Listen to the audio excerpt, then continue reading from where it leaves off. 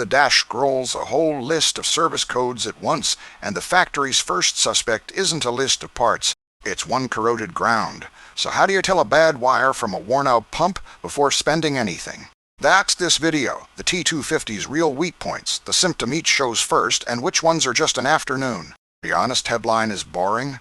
Most of what this machine screams about is cheap. It all shows up in one place, the left instrument panel on the hour meter and code display. When a service code is present, the codes scroll across that display. Scroll, plural, it hands you a list. That list is where owners lose money.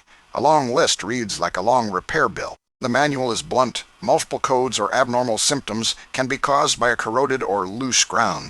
One ground goes green and crusty, and half the machine starts reporting things that aren't happening. So grounds come first. 10 minutes and a wrench, and sometimes the entire list disappears. That's the pattern for everything ahead, and grounds are only the first cheap one. Weak point 1, filters. The codes for them are almost embarrassingly specific. 117 means air filter plugged.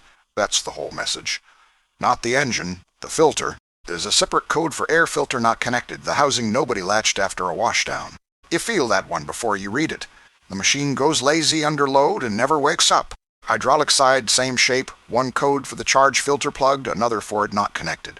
It gets its own code because it happens often enough to earn one. That should tell you something. 2 filters, 2 codes, and both fixes fit in an afternoon with the parts counter still open. Here's where it flips. That soft, slow, lazy hydraulics feeling has an expensive twin. Same symptom, wildly different bill. What separates them is a gauge and a thermometer. We'll get to that test at the end because it's the most misread procedure on this machine. First, finish the cheap list, because the cheap list is longer than anyone expects. Connectors. The manual tells you to check that connectors are locked into place on the controller. Then check the pins inside for pins pushed back or bent. That's a flashlight, not a purchase order. If that's just changed how you'd read a code list, that's exactly what this channel is for. Stick around. Next, weak point, voltage. This machine has 3 separate opinions about your battery. Low, high, and extremely high. That last one gets its own code because it's its own kind of trouble. Low is the one people expect. High is the one that quietly cooks things you can't see. There's also a code for battery voltage out of range, and another for sensor supply voltage out of range. Those get confused constantly. One of them is the battery, the other one feeds your sensors. And a charging system check is its own procedure, with its own page. Do that before buying a battery. A new battery on a bad charging system is just a more expensive version of the same warning. Now the one that strands people in the yard, a parking brake that won't release. Every light says it should be released. The lights agree with you. The machine sits there anyway.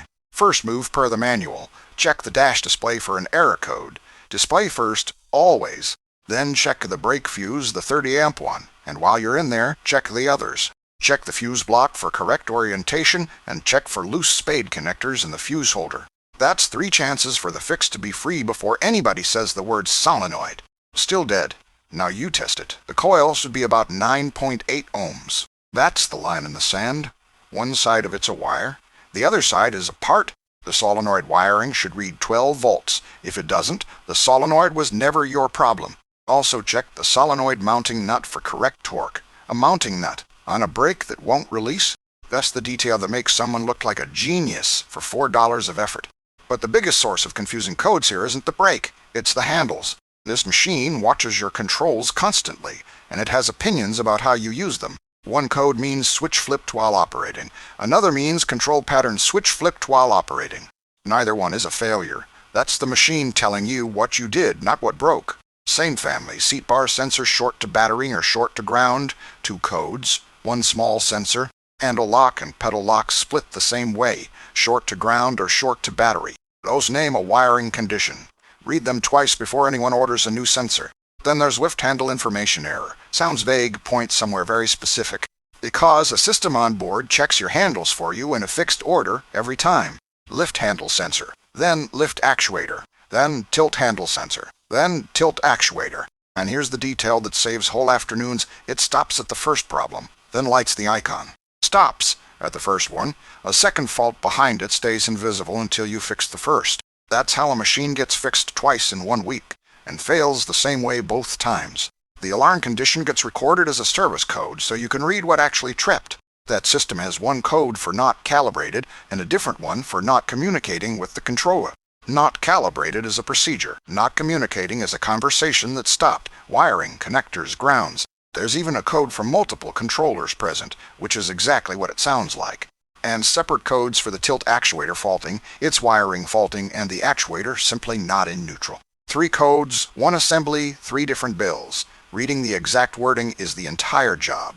Which brings us back to the expensive twin, the one that wears a plugged filter symptoms. Hydraulics, solenoid codes come in pairs here. Error ON and error off front base and front rod. Rear auxiliary relief and the diverter get the same treatment, stuck on or refusing to come on. Those are real parts with real prices. They still start with a connector check, always. The one that isn't cheap is pressure. This is where the money actually lives. The main relief spec in this manual is 3,300 psi. The whole system is built around it. Weak lift, slow hydraulics, a bucket that sags. Everyone assumes pump. Almost nobody tests it correctly. Because the manual doesn't just say hook up a tester, it says warm the fluid first. It's 140 degrees Fahrenheit. You warm it by loading the restrictor control on the tester itself. About 1,000 psi on that restrictor held until the oil comes up. Then you read it. Test cold and the numbers lie. Thick oil can read healthy or read dying depending on the morning. Good pumps get condemned on cold oil. Bad pumps get cleared on cold oil. Both cost real money. And when it finally does read low, there's a temptation with a warning printed right next to it. The note is short, don't exceed 3,300 psi. You don't turn up relief to hide a tired pump. Do that and you trade a pump you were going to replace for hoses and seals you weren't. So here's the payoff on this machine, the cheap fix and the expensive one wear the same symptom. Grounds, connectors, fuses, filters first. Then read the code's exact wording, not its general shape. And never judge a pump on cold oil. That one habit is worth more than any code list. Subscribe if you want the rest of that table.